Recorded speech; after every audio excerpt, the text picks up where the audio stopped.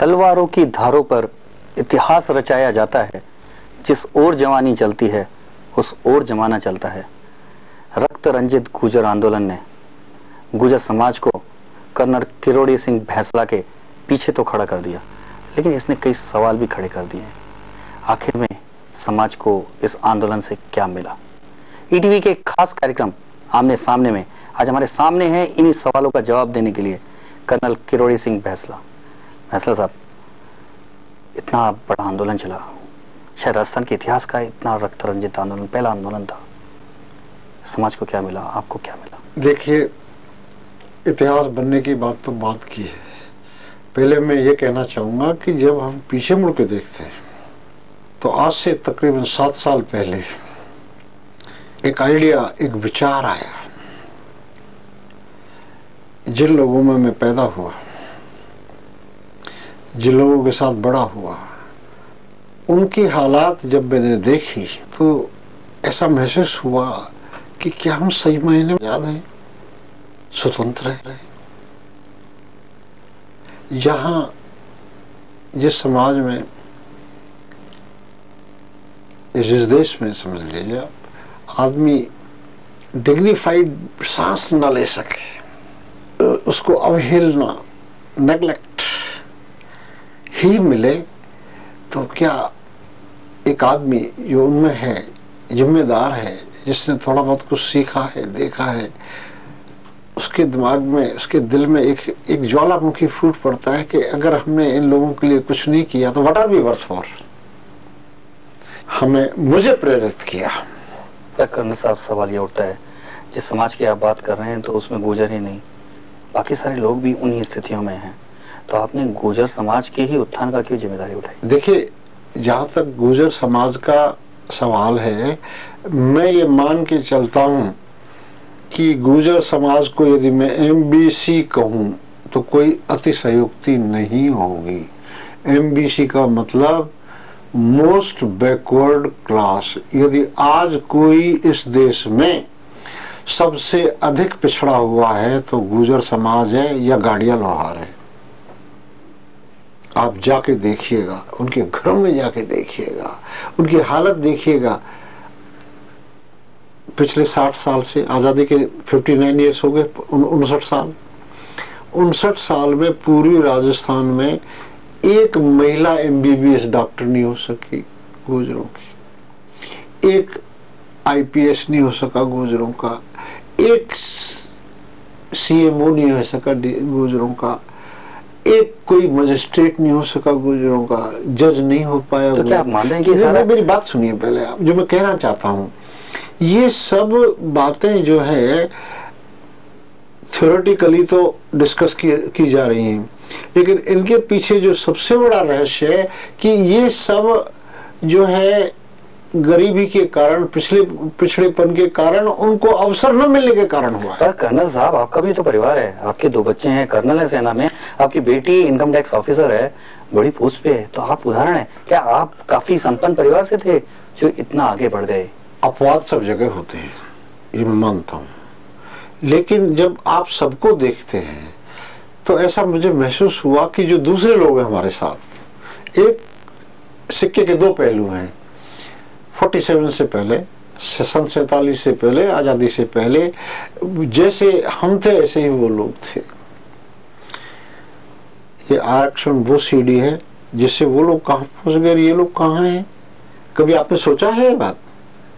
कभी इस मुल्क में सोची है ये बात? तो यानी कि आप मानते हैं कि आरक्षण कुल मिलाकर उन पिछड़े समाजों को आगे लाने में सफल रहा है? आरक्षण व्यवस्था जो ये है, जो चल रही है, वो क्या सफल व्यवस्था है? सफल व्यवस्था तो नहीं है, लेकिन एक बात जरूर है कि ये वो कामधेनु है जो काया पलट कर देती है। मैं इतना जानता हूँ, मैं रोज देख रहा हूँ। पर कर्नल साहब, बाबा साहब अम्बेडकर ने जब संविधान में आरक्षण की व्यवस्था की थी, कहा यह था कि 10 साल के लिए आरक्षण होगा और 10 साल में सारी व्यवस्था बदल जाएगी। पर हम ये देखते हैं, जिन भील, मेणा, जिन लोगों को आरक्षण मिला एसटी में, वो भील, वो गरासिया, वो सहरिया आज भी उसी बुरी हालत में हैं, वो शायद गुर्जरों से भी बुरी हालत में आज भी। उनको तो आरक्षण मिला हुआ है। खन्ना साहब, केवल एक मीणा समुदाय जो कि 5 उत्तरी जिलों में, पूर्वी जिलों में है, उनके अलावा इस एसटी आरक्षण का फायदा मिला किसको है? आपकी बात बहुत सही है। अब इसमें सवाल यह आता है कि कौन कितनी होशियारी से इसका फायदा उठा रहा है और कौन कितनी होशियारी से, चतुराई से इसका फायदा उठा रहे हैं। नहीं तो मूल रूप से आप बताइए कि क्या ये जो आरक्षण व्यवस्था चल रही है, जो सिस्टम चल रहा है, तो क्या आप मानते हैं कि गुर्जर समाज अगर ये सिस्टम में जो चल रहा है तो बहुत आगे आ जाएगा अगर उसको आरक्षण मिल जाता है तो? मेरा अपना मानना है, मुझे 15 साल दे दीजिए, 16वें साल वापस ले लेना। अगर गुजरों को तो पहले से ओबीसी में आरक्षण मिला हुआ है, वहां क्यों नहीं वो अपनी जो स्टील है, जो अपने में वो इतने बैकवर्ड हैं प्रताप जी कि वो अन्य लोगों से कंपटीशन करने के काबिल ही नहीं है। आप रिजल्ट्स उठा के देख लीजिए, 11 तहसीलदारों की जगह आती है, 7 कोई और आते हैं, 2 कोई और आते हैं, 2 कोई और आते हैं, गुजर साथ 0। आप ICS के रिजल्ट उठा के देख लीजिए, आप सब कुछ देख लीजिए, वो बेसिकली उनमें आदिवासियों जैसे ट्रेड्स हैं। कन्ना साहब एक बात बताइए आप तो, क्योंकि आपने तो देश के लिए युद्ध लड़े, 65 की लड़ाई लड़ी, 71 की लड़ाई लड़ी, दुश्मनों के खिलाफ मोर्चा लिया जी। आज आपने अपने ही देश की सरकार के खिलाफ जब आरक्षण जैसे विषय को लेकर मोर्चा लिया तो आपके दिल में क्या था उस? देखिए, मेरे दिल में एक टीस थी, आज भी है और रहेगी, कि हम जिस चीज को सही मान के चल रहे हैं, I am convinced in the heart of my heart कि मेरी मांग इन लोगों के लिए सही है। मैं जगह जगह गया, मैंने हर दरवाजा खटखटाया। कांग्रेस के टाइम पे कई बार हम मुख्यमंत्री अशोक गहलोत के पास गए, उसने हमारा ज्ञापन देखा और ऐसे पीछे डाल दिया, अवहेलना। बातें हमसे बहुत की गई, हमें मिला कुछ नहीं। इसके बाद बीजेपी आई, हमने वही शांतिपूर्ण तरीका अपनाया, मीटिंगें की, उनके पास में गए, हमको सिवाय कोरी बातों के और कुछ नहीं मिला, अवहेलना के सिवाय कुछ नहीं मिला। और मैं तो ये कहूँगा, कई बार हम मिनिस्टरों से भी, मुख्यमंत्रियों से भी मिले, हमको सिवाय थोती बातों के कुछ नहीं मिला। और आखिरकार जैसे अमृत सेन कहते हैं, आर्गुमेंटेटिव इंडियंस में उन्होंने किताब लिखी है, नोबेल प्राइज विनर ने, कि amplification of voice is most important in democracy. वो लिखते हैं कि प्रजातंत्र प्रणाली में आवाज को उठाना बहुत जरूरी है, मांग को। तो हमने तो आवाज ही उठाई थी, हमारी नहीं सुनी तो हम क्या करते? मैं आपसे ही पूछ रहा हूँ, हमने शांतिपूर्ण ढंग से कौन सा काम नहीं किया? मुझे आप बताओ तो सही। नहीं, ये जो बर्स्ट हुआ, 26 लोगों की मौत हो गई, सड़कें जाम हो गई, पूरी जन जीवन जो अस्त व्यस्त हो गया, क्या ये ठीक था? देखिए, हम नहीं चाहते, हमें कोई शौक नहीं है, मैं I felt bad about it my self, लेकिन मेरे पास रास्ता ही कौन सा था? अगर हमें बुला लेते, समझौते की बात ढंग से होती, हमारी समस्या को सुना जाता, उस पर गौर किया जाता, तो ये सारी बातें ही नहीं होती। कर्नल, आपके बारे में कहा जाता है कि आप धैर्य खो चुके थे, आप इतने उग्र हो गए थे, व्यग्र हो गए थे कि किसी भी बात को सुनने के बजाय सड़क पे उतारने को उतारू थे। इस बात पर चर्चा जारी रखेंगे, अभी लेते हैं एक छोटा सा ब्रेक।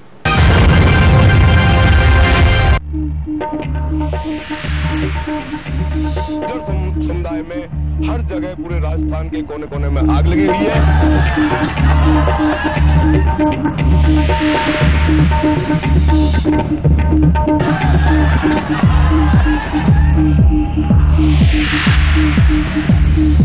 हम कोई भी कुर्बानी करने को तैयार हैं।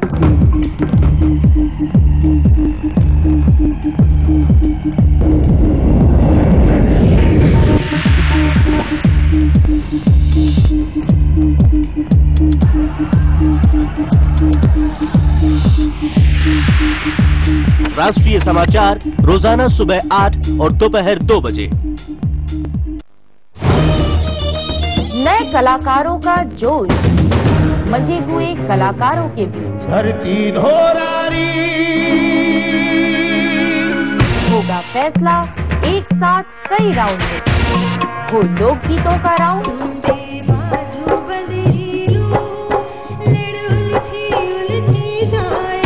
चाहे फिल्मी की गीतों का राउंड। अगर तुम मिल जाओ ज़माना छोड़ देंगे हम। और हो चाहे राजस्थानी फिल्मी गीतों का राउंड।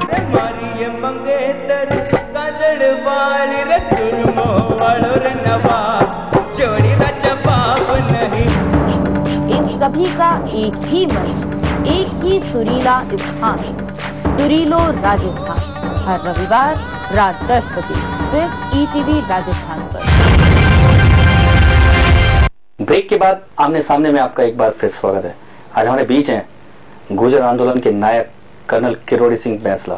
बैंसला साहब, बात ये हो रही थी कि जो गुर्जर आंदोलन के दौरान सरकार ने जिस समिति से बात की थी, आपके ही गुर्जर नेता थे, उनको दिया था 31 जुलाई को उन्होंने कहा था कि हम फैसला करके केंद्र को भिजवा देंगे।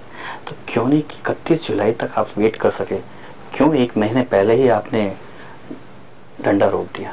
जहाँ तक राम गोपाल गार्ड जी का प्रश्न है, मैं तो यही कहूँगा कि उन्होंने जो कुछ किया बहुत बढ़िया किया, लेकिन ये भी मैं कहूँगा कि उन्होंने कहा कि 4 मंत्रियों की कोई कमेटी बनाई गई है, उसका कहीं लेखा जोखा ही नहीं। कर्नल साहब एक और कह रहे हैं कि गुर्जर एक साथ जो सड़क पे आके जो एकदम भड़क गए, तो कह रहे हैं कि जो मंत्रिमंडलीय समिति में कुछ मंत्री थे, उनकी जो टिप्पणियां थी गुर्जर समाज को लेकर, क्या वो भी भड़काने वाली थी?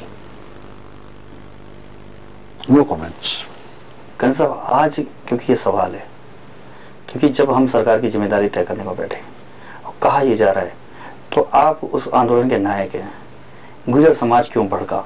जब ये बात आती है तो आपको बताना पड़ेगा समाज को कि आखिर में क्यों एक शांत स्वभाव वाला गुर्जर इतना भड़क गया। क्या मंत्री जिम्मेदार हैं उसके, सरकार जिम्मेदार है, या अचानक ही आपके नेतृत्व में कमी आ गई, आप उसको कंट्रोल नहीं कर सके? क्या कारण थे ऐसे कि अचानक इतना बड़ा हिंसक रूप ले लिया? देखिए प्रताप, आप सारे घटनाक्रम को देखिए। 29 तारीख को 6 बजे हम टुडावली गांव में पहुंचे और 7 बजे मैं उनको इकट्ठा करके कुछ बातें, हिदायतें दे रहा था। हमारा इरादा शांतिपूर्ण चक्का जाम करना था। 7:10 पर मुझे सड़क पर फायरिंग सुनाई दी। लोगों ने कहा गया भाषण देने का क्या मतलब, उधर क्या हो रहा है? तो मैं वहां गया, सब गए हम, और जब मैंने देखा आश्चर्यजनक के 6 लोग अंतिम सांस ले रहे हैं। उससे पहले रात में भी गांव में वो पुलिस गई है। हमारा तो कोई इरादा इसको हिंसक बनाने का था ही नहीं। ये तो सरकार ने ही बनाया। यदि मुझसे मैं ये कहूं फायरिंग उन्होंने की है, और जब मैं वहां पहुंच गया हूं, स्थिति कंट्रोल में हो गई है। अंतिम दिन तक एक जरा सी भी घटना हुई हो पीपल खेड़ा और पाटोली के बीच में, कोई मुझे बताए तो सही। It was a peaceful moment, एकदम शांत, कोई किसी प्रकार की घटना नहीं, कोई लूटपाट नहीं। कर्नल साहब, आपको क्यों लगता है कि सरकार ने इसको ऐसा हिंसक स्वरूप क्या दिया? क्या वो बदनाम करने की साजिश थी? क्या था जिसके कारण इसको हिंसक बना दिया सरकार ने? ये तो मैं नहीं जानता क्या कारण था। ये तो मैं आप लोगों के ऊपर छोड़ता हूँ, इस देश के ऊपर छोड़ता हूँ कि कारण क्या थे। लेकिन इतना मैं अवश्य कहूंगा कि इन कारणों की जांच अवश्य होनी चाहिए। पर कर्नल साहब, आप वसुंधरा, मुख्यमंत्री वसुंधरा जी के साथ वार्ताओं में इतने लंबे दौर चलाए, आप भी अंतिम दौर में शामिल हुए, तो उसमें कहीं भी आपने डिमांड नहीं की कि जांच होनी चाहिए? चुपचाप आप निकल आए? नहीं, ये बात नहीं है। हमने हमारा पक्ष रखा, हमारे पक्ष पर पूरा ध्यान दिया गया, और हम एक सही स्पिरिट में, सही वातावरण में इस नतीजे पर पहुंचे हैं कि पहले इस कमेटी की रिपोर्ट ली जाए, और रिपोर्ट लेने के बाद में सिफारिश केंद्र को भेजी जाए। ऐसा निर्णय लिया गया है। मैं यहाँ पर यह भी कहना चाहूंगा कि इसमें न किसी प्रकार का दबाव था, न है, न रहेगा।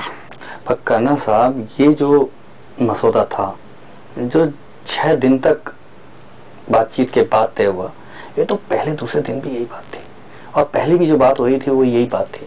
फिर 6 दिन क्यों लगे? लोग ये कहते हैं, जो आपके विरोधी हो चुके हैं, कि आप मुख्यमंत्री के बहुरानी के हाथ का खाना खा के आप में ममता जग गई। मैं इसको क्या कहूँ? मैं आपके यहाँ आया हूँ, आप मुझसे बढ़िया बात कर रहे हैं, I'll have a cup of tea. That doesn't mean I'm sold to you. It's a courtesy. नहीं, ऐसा कहते हैं, ये decency है। ऐसा कहते हैं कि courtesy मैं इससे बिल्कुल सहमत नहीं हूँ। विरोधी तो हमेशा कहते ही आए हैं और कहते रहेंगे, लेकिन जो मेरी अंतरात्मा ने सही समझा और जो मेरे साथियों ने सही समझा, वही फैसला लिया गया और वही समझौता किया गया है। और मुझे पूर्ण विश्वास है आज भी कि हमारे साथ न्याय हुआ, मुख्यमंत्री हमारे साथ न्याय करेंगी और हमें अवश्य सफलता मिलेगी। पर कर्नल साहब, सवाल ये उठता है, पाटोली में धरना देके बैठा कर्नल बार बार सरकार से कह रहा है कि लिखित में हमें चाहिए, लिखित में बताए, सरकार कहे कि लिखित में भेजे केंद्र सरकार को, लिखित में हमें दे। और जब मुख्यमंत्री के घर जाते हैं बिना लिखित समझौता किए बाहर आ जाते हैं। ये भी इशू सामने आया है, लिखित में भी चल जाता है, लेकिन उन्होंने कहा कि सपोर्टिंग डॉक्यूमेंट्स तो चाहिए। सपोर्टिंग डॉक्यूमेंट्स के लिए तो सब उसको, मैं तो ये भी आज समझ रहा हूँ, मेरा पूर्ण विश्वास है कि जो कुछ हम ये फैसला हुआ है, ये समझौता हुआ है, ये बहुत ही फायदेमंद हुआ। तो कर्नल साहब ये कहते हैं कि जो बीच बचाव कर रहे थे दोनों पक्षों के बीच में, सरकार के और आपके बीच में, जो मध्यस्थ थे, जो अब दावे करते हैं, उन दावेदारों का ये कहना है कि जब आपसे भी कहा गया कि इन सिचुएशन में आप मुख्यमंत्री होते तो क्या करते, तो आपने कहा था साहब कि नहीं, मैं लिख के नहीं देता। नहीं, ऐसा नहीं था, नहीं कहा। लेकिन कहना है कि समझौते का जो शुरुआती इस बात से हुई कि जब आपके ये विचार जाने कि आप भी जानते हैं कि सरकार की मजबूरियां, और वहीं से समझौते की शुरुआत हुई। हमने हमारा पक्ष रखा, बातों पर डेलिब्रेशन हुए, विचार विमर्श किया गया और आखिरकार ये हुआ कि भी एक ऐसा रास्ता निकालो जिससे गुजरों को न्याय मिले।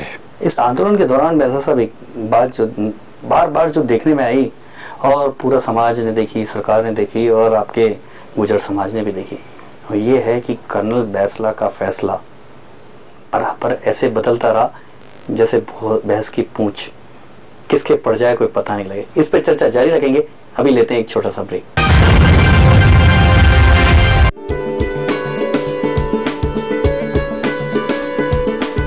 Yuva Bharat's ongoing special series Admissions 2007 brings to you best of experts' advice on countless careers. Which career is more suited for you? Which field is better for you? Not necessarily which field is good for you, but which field you will be good at. Focus on the finest institutes and the very best career options for you.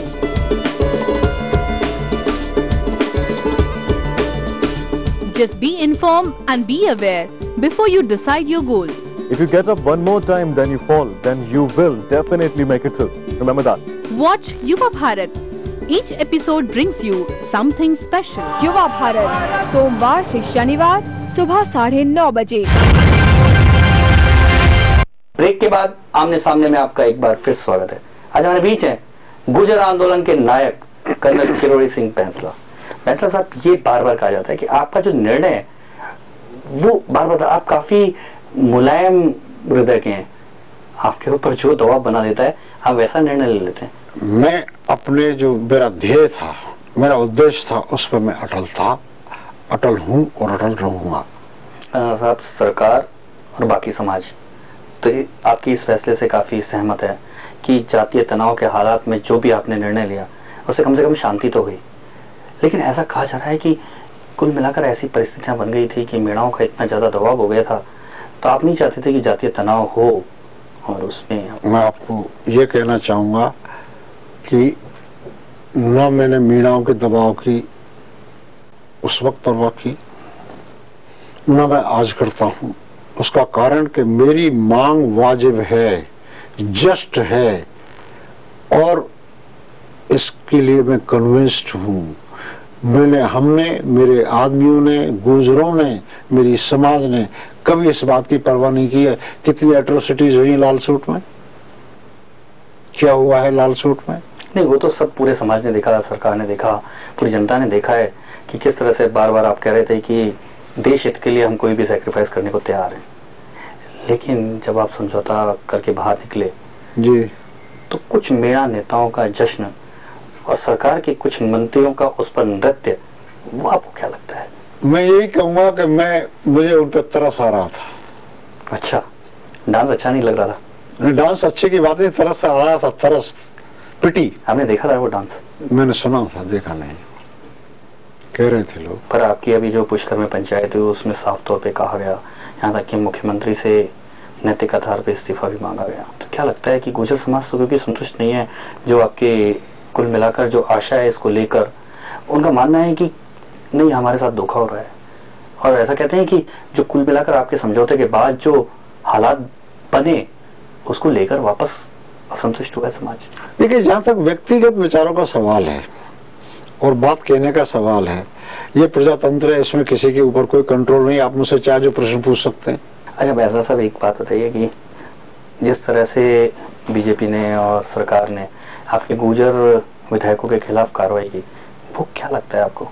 ये कोई व्यक्तिगत राजनीति का प्रश्न है या इसका कोई गुर्जर आंदोलन से लेना देना है? ना तो मैं राजनीतिज्ञ हूँ, इसीलिए आपसे ये मेरी बात सुनो, ना मैं राजनीतिक उठापटकों को जानता हूँ, वो दो विधायक जाने, पार्टी जाने, मुझे तो एक ही चीज चाहिए, मेरी कौम के लिए एसटी आंदोलन और उसकी सफलता। मुझे एसटी का दर्जा चाहिए गुर्जरों के लिए, बाकी मेरा किसी से कोई सरोकार नहीं है। I am determined for this, और मैं किसी भी हद तक कुर्बानी देने के लिए तैयार हूँ इसके लिए। आपके बारे में भी कहा जा रहा है कि भाजपा के किसी बड़े नेता ने आपको भड़काया तभी ये आंदोलन हुआ। मेरा किसी से कोई लेना देना नहीं है, मैं आपको बता रहा हूँ बिल्कुल सच्ची बात। ऐसी मुझे आपकी भाजपा है, ऐसी कांग्रेस है, हमारे गुर्जरों के लिए तो एक नागनाथ एक सांपनाथ। अब बैसला साहब, क्योंकि आपको सारी परिस्थितियां मालूम है, एसटी का आरक्षण संवैधानिक आरक्षण है, उसके लिए एक प्रोसेस है, प्रक्रिया है, और सारी प्रक्रियाओं में लंबा समय लगता है। वो प्रक्रिया संसद तक जाती है जहां 2/3 बहुमत की जरूरत पड़ती है। इतनी लंबी प्रक्रिया के बाद आपको एसटी का आरक्षण मिलने वाला है। जब सारी ये बात जानते हैं तो अचानक इतना उग्र आंदोलन करने की जरूरत क्या थी? Justice delayed, justice denied. अगर न्याय मिलने में देरी हो गई तो न्याय अन्याय, तो न्याय नहीं है, तो देरी से मिला हुआ न्याय न्याय नहीं है। तो आपको लग रहा है कि जो सरकारें हैं वो अन्याय कर रही हैं आप लोगों के साथ? ये मैं नहीं कहता, लेकिन हम तो न्याय चाहते हैं, न्याय लेके रहेंगे। पिछले 7 साल से हम संघर्ष कर रहे हैं, हमारा संघर्ष जारी रहेगा। पर आपको क्या लगता है कि अगर सरकार उन्हें हाथ खड़े कर दिए, क्योंकि आजकल सब वोटों की राजनीति है, दूसरी ओर से भी दबाव है और प्रक्रिया इतनी लंबी है, सरकार ने 90 दिन के बाद हाथ खड़े कर दिए, तो क्या गुर्जर वापस सड़कों पे लौट के वही हालात पैदा कर देंगे या क्या होगा? क्योंकि ये जनता के सामने, ये तो वक्त ही होता है। इस पर चर्चा जारी रखेंगे। अभी लेते हैं एक छोटा सा ब्रेक। नन्ना मुन्ना राही हूँ, देश का सिपाही हूँ, बोलो मेरे संग।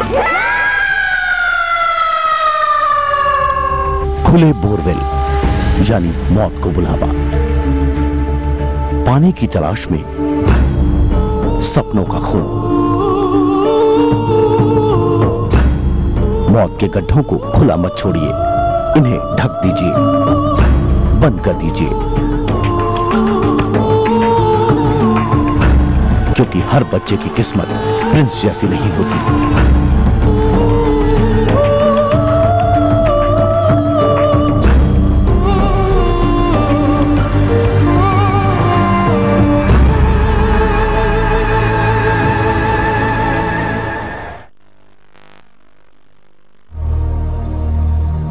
बढ़ रही है जनसंख्या, घट रही है जोत, ऊपर से महंगाई का बोझ, विश्व बाजारों में जारी है प्रतिस्पर्धाओं का दौर, कृषि उत्पादन और आमदनी बढ़ाने की होड़।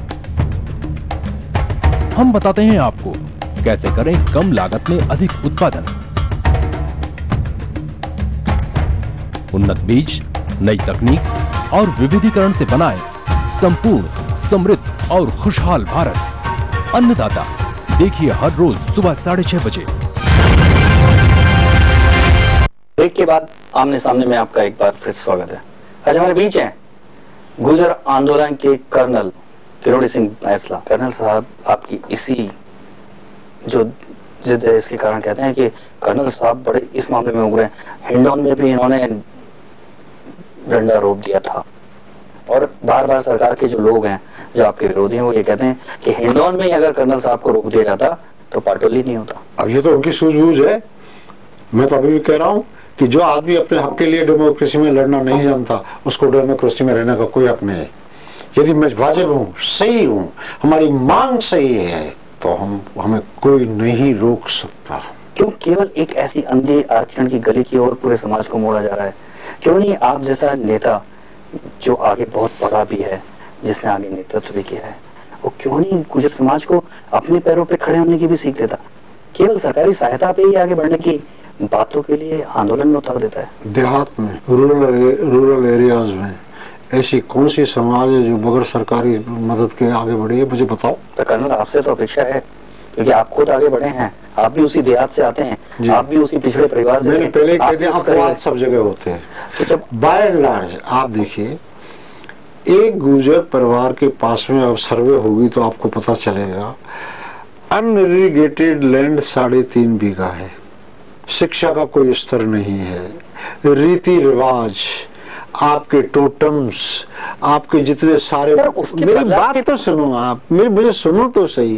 ये सारे हालात आपको इस तरह से बना देते हैं जैसे और आदिवासी हैं जो 3-3, 4-4 साल फेल होकर के आगे बढ़ रहे हैं, जबकि रिजर्वेशन से उनको कर्नल साहब उनको एडमिशन मिला है। कर्नल साहब मेरी बात तो सुनो, मेरी तो सुनो आप।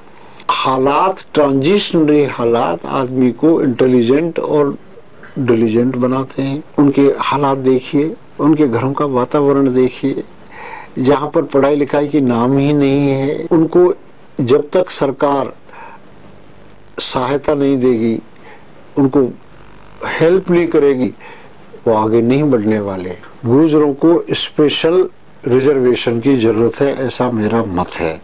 रही और बात, जब व्यवस्था बदले, और बदलनी चाहिए, सबको उसके हालात के ऊपर ही रिजर्वेशन का कंसिडरेशन होना चाहिए, मैं इस मत का हूँ। लेकिन हमारे साथ तो स्पेशल ट्रीटमेंट ऐसा होना चाहिए जिससे कौम ऊपर उठ के आए। कर्नल साहब, एक और कहा जा रहा है कि अब ये आंदोलन जो है वो राजस्थान तक नहीं है, ये राष्ट्रव्यापी बनाने जा रहे हैं आप, क्या ये बात सच है? ये वो भावना है, वो आक्रोश है जो छिपा हुआ है, ये रुक नहीं पाएगा। यदि सीएम एक रात कोचर के डेरा में ठीक ठाक सो जाए, वो सुबह गुड मॉर्निंग कहते हंस के, तो मैं आरक्षण नहीं मांगूंगा।